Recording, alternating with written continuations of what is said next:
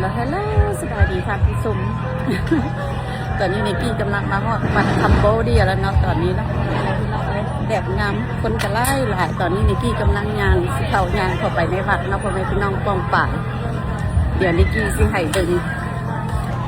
หันคนหลายพ่อแม่พี่น้องเลยตอนนี้นิกกี้กำลังสิย่างเข้าไปเนาะตอนนี้เนาะคุณโอ้เสียงเพลงสิเข้าในอันน่ะดีโดนิกกี้นั่นน่ะนี่เนาะ เบิ่งคนหลายแค่ว่าพ่อแม่พี่น้องเลยเบิ่งอันนี้จะเป็นบัตรคัมโบเดียเนาะพี่น้องเนาะ Happy New Year Lao New Year Cambodia and Thai Happy New Year everybody มันคนหลายพ่อแม่พี่น้องกองฝ่ายกูมากับมากูเมื่อกับเมื่อพ่อแม่พี่น้องกองฝ่ายเลยเดี๋ยวนี้พี่สิย่างเข้าไปข้างในวัดกันจะเป็นสถานที่ของอยู่ในวัดหน่อยแล้วกี่อย่างพอมามีดูแม่พี่น้องตรงไปเลยปีกายนี่นิกกี้กลับมาแล้วปีนี้ก็มาอีกเนี่ยเดี๋ยวนิกกี้สิพาย่างเข้าไปเบิ่งข้างในวัดว่าเพิ่นอันเทศอีหยังเนาะว่าไตรรัตนาราชต้นไตรมาอาคมอาณาธิบาลอ๋อบางเรื่องบางเจ็ดอันนะเอาโกอามาสักการีโกโกมาชาตลปะไอเดียในการประเพณีคนหลายๆเลยคนในข้างในแ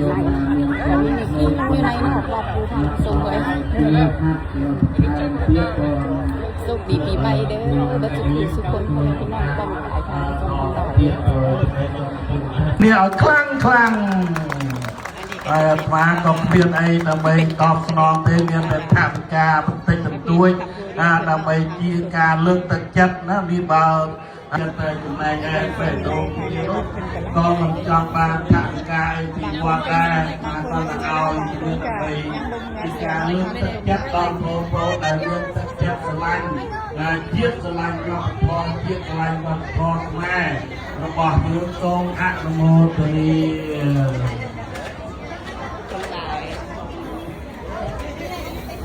So thank you so much for coming today, watching us. This is our first ever production of the first our who our dancers are. So if we can go ahead and មានកម្មសូមនីតិ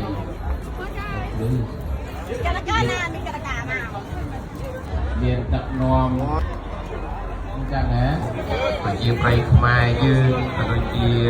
ការអនុវត្តដោយស៊ីបន្ទើ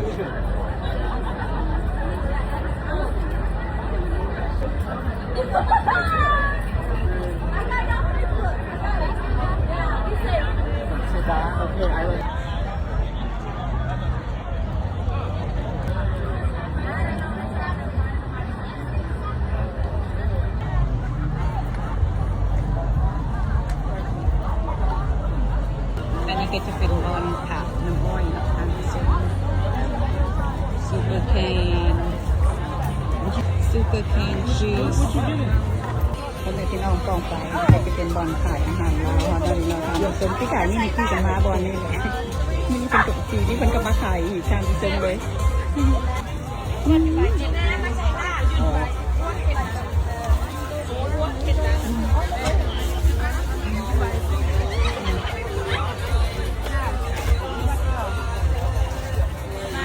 สบาย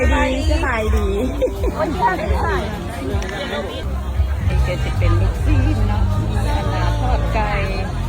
แล้วก็มีปิ้งบาร์บีคิวแม่พี่น้องเลยอาหารหลายอย่างเป็น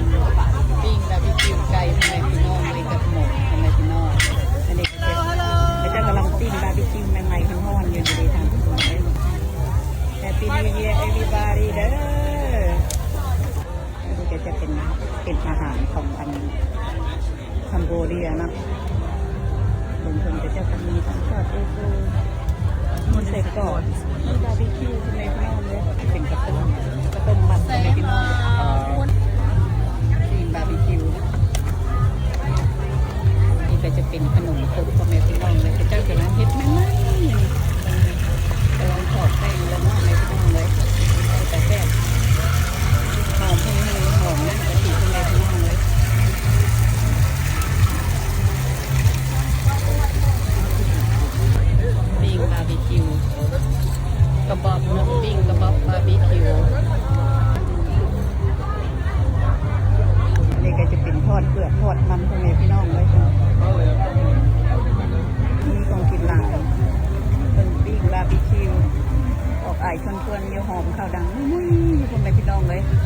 ก็จะเป็นบอลขายน้ำเนาะขายน้ำหมักไหม้พ่อแม่พี่น้องต้นฝ่ายเลยเป็นกระตุ้มขนมส่วนนี้จะขายเป็นพ่อแม่พี่น้องเลยมาเด้อมาซื้อกินน้ำกันเลยแซ่บเด้อพ่อแม่พี่น้องเลยแฮปปี้นิวเยียร์ถือเอ็นบารีแฮปปี้นิวเยียร์ต้นกระตุ้มคืนพ่อแม่พี่น้องเลย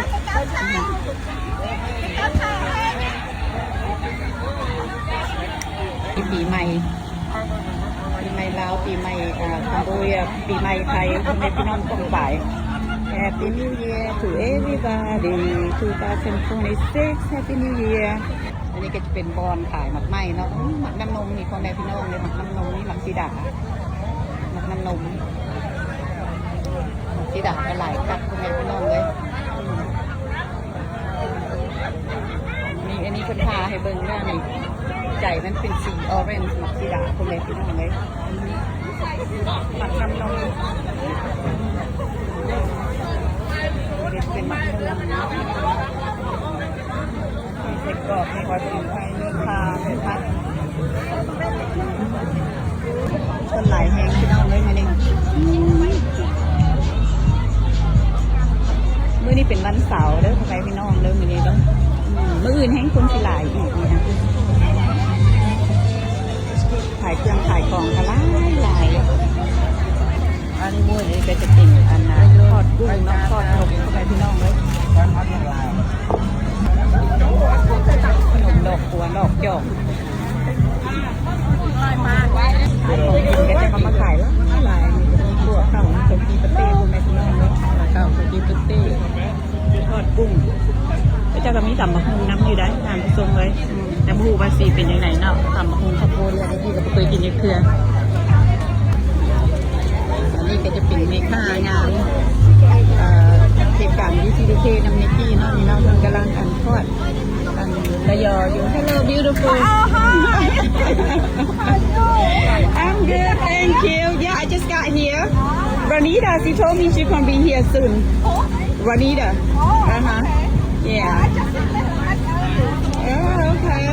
so this year you gotta help her now look at that oh big help look at that yummy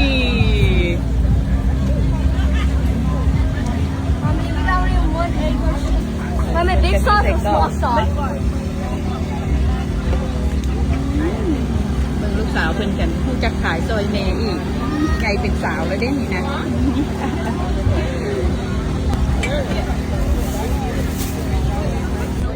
คนหลายแหงพ่อแม่พี่น้องเลยหลายแหงเบิ่งบอลขายเครื่องขายของก็เจ้าก็หลายเจ้ามาอันกลางติ้นหลายอยู่พ่อแม่พี่น้องหลายเครื่องของกันหลาย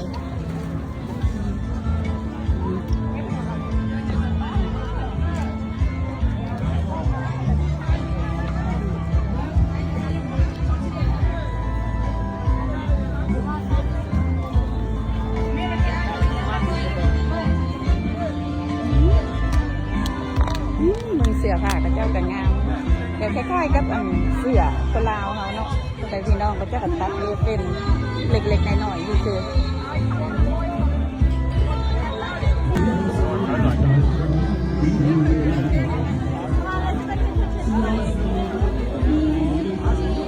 ก็จะเป็นบอลถ่ายเครื่องนะเจ้าเป็นผัดสินนะน้ำส้มเนาะ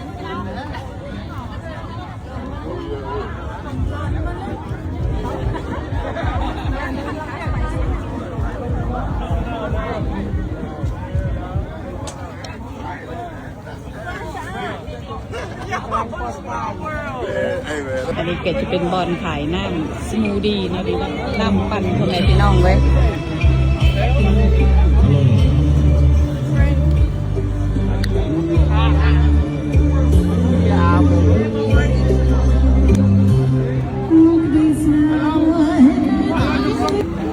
ปีใหม่ก็จะแบบนั่งกินซุ่มเซลกันเนาะพ่อแม่พี่น้องก็ไป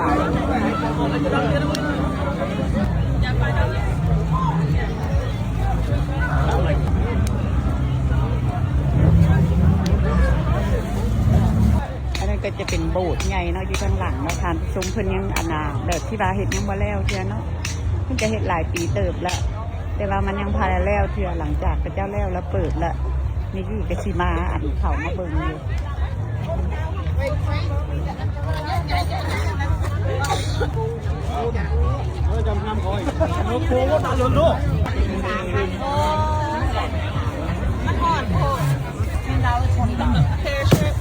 No ma'am, only Zelle or cash. เสียงบาร์บีคิวสบายดีพวกข้าคนรูปรอ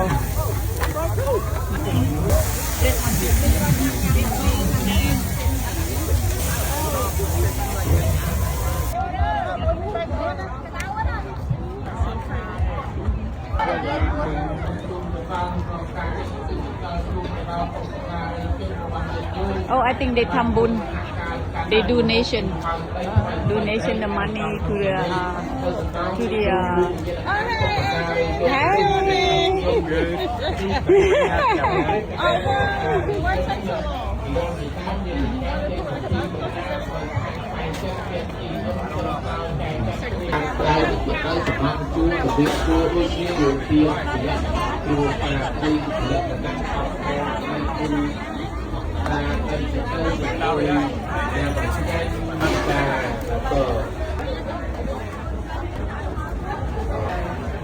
ơi hàng cái tiêu cho cha hàng cái tiêu cho cha rồi chết Phnom Penh rồi chết đôi cái tiêu Phnom Penh nhưng đôi kia đó là con là bị ta tư hàng cặp cặp tiệp là to cái chân vàngยืน du cái ngọt ni rồi đó ngày càng tê cả sông cả ban po pai chân tay ngồi vô cái chân tôi cắt muối oi con vui hay người ta là pai vô ngặt người ta cũng có năng tích tay bàn tổ hay người ta là pai chân tay nhiệt nhiều bàn châu chập mẹ khó miên cầm lăng oi po đấy tôi bây chừng ban được cuối dương cầm nó rất nhiều ghê lên sâu bát chung sao là mai là trong tay của họ và tay là cả nam rồi đi từ hàng nhiều máy để chơi tân tập ở công viên ra ở bên xa mà họ cho chơi คนหลายคนพี่น้อง ไปวันนี้ตามไปลูกแม่ เดี๋ยวที่ไหนก็จะมีวงดนตรีเนาะ นี่นะHappy New Year เด้อพ่อแม่พี่น้องค่ะสุข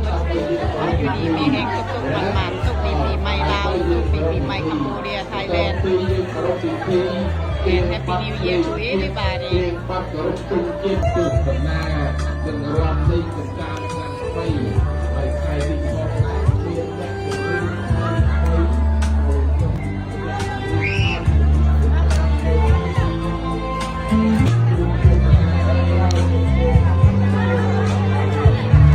อันนี้จะเป็นแคมป์โปรกัมพูชาเด้อพ่อแม่พี่น้องเลยตอนนี้ที่มาถ่ายทำให้ทานผู้ชมเบิ่ง Happy New Year to everybody อันนี้ก็จะเป็นวงดนตรีของพระเจ้าเนาะเดี๋ยวจะได้กระจักสิเริ่มพิธีร้องเพลงแล้วก็สิมีคนฟ้อนรำทำเพลงเนาะพ่อแม่พี่น้องเนาะปีใหม่ จุดก่อนอยู่บนตาตาตื่นตาตื่นยังรอยคอยทำรียัง อันนี้ก็จะเป็นทางนอกวัดบูเรียเนาะพ่อแม่พี่น้องเนาะโอ้ยตะเวนกระเด็ดจ้าพ่อแม่พี่น้องเอ้ยนะตะเวนกำลังสิตกได้นี่พ่อแม่พี่น้องเอ้ยนะครับ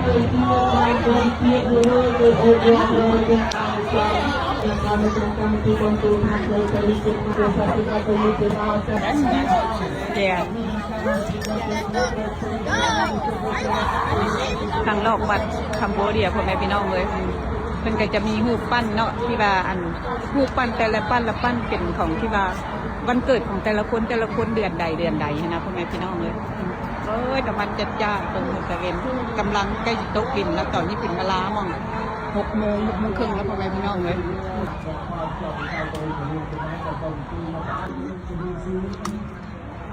This goes to really deep. I'm Yeah. by that.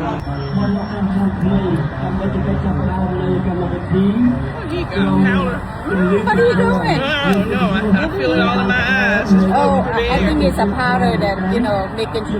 your face, your body, make it, like the new year. That's how we do. จัดแม่พาในคณะกรรมการบอล គោឆ្នាំថ្ងៃប្រពៃណីជាតិខ្មែរនេះសូមបួងសួងដល់កាទេវរាជស្ដេចនៃទេវតាតាំងពីបីបាច់ថាភាសាញោមសូមបានប្រកាន់ម្នាក់ការស្បាត់គ្រប់ការខ្ញុំប្រាថ្នានៅពរណាស្បាត់ណា